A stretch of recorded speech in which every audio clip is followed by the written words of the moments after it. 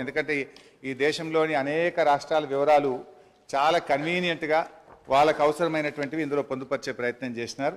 But అధ్యక్ష, ఇందులో page number 5లో Karnataka రాష్ట్రానికి సంబంధించి బడ్జెట్ ఎస్టిమేట్స్ అండ్ ఎక్స్పెండిచర్ది మేము కాగ్ రిపోర్ట్ ఇప్పుడే నెట్లో ప్రింట్అవుట్ తీస్తే అధ్యక్ష, బడ్జెట్ ఎస్టిమేట్స్ కర్ణాటకది 2,31,142 కోట్లుంటే ఇక్కడ 2,31,642 కోట్లుగా చూపించారు. ఎక్స్పెండిచర్ విషయంలో కూడా అధ్యక్ష 2,61,932 కోట్లను చూపించారు.